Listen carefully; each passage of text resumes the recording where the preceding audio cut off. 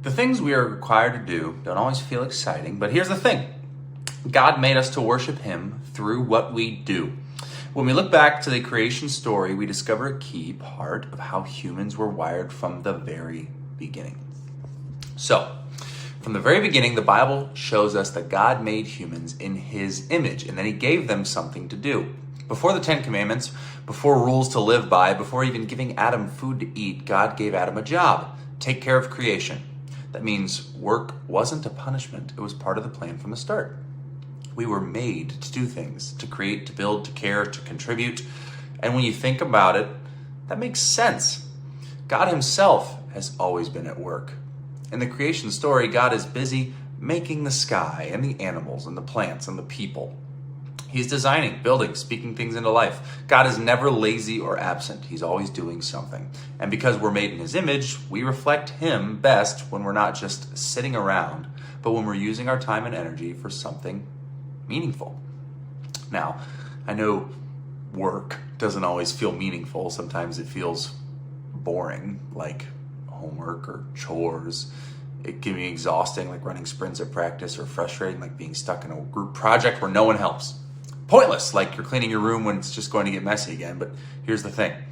God didn't only design pastors, missionaries, or church leaders to have work that connects to Him. Schoolwork, sports, practicing your instrument, mowing the lawn, babysitting your siblings, all connect to faith too. Why? Because the way you show up and give effort reflects the way God made you and the way who God made you to be. So what's the point? We were made to worship through what we do. Work and worship are not separate. We were made to worship God through the way we work, whether that's in class or a team or at home. And that's why I love how the Bible talks about work all throughout it. Even thousands of years ago, way before homework, soccer practice, or chores existed the way that they do now, God was already helping people connect their faith with what they do every day. One of the best places to see this is in the book of Proverbs. It says, all hard work brings a profit, but mere talk leads only to poverty. Proverbs 14:23. At first, that sounds obvious. If you work hard, you get something out of it. But look at that first word, all. Solomon is saying any hard work pays off in some way. And remember, Solomon was not only super wise, he was also super rich. He didn't need to work to make money. So when he said this, he wasn't just talking about getting paid. He meant that hard work benefits your life no matter what the work is: homework, practice, chores, helping at home.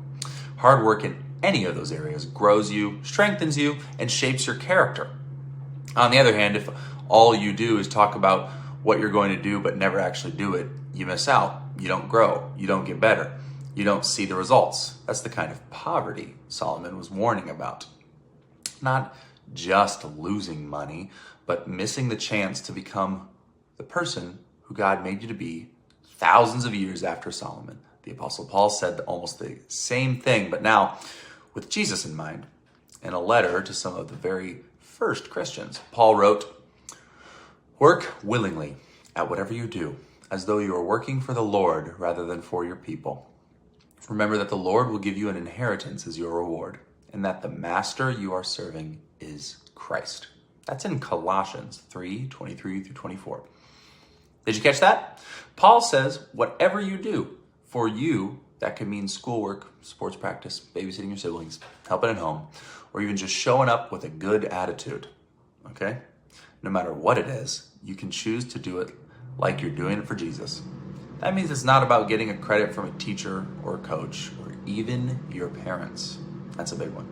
It's about honoring Jesus by giving your best and showing His character in you. We should work like we're working for Jesus, not just the parent or coach or teacher. So what's the point? We were made to worship through what we do. Have a great group. Happy to be back.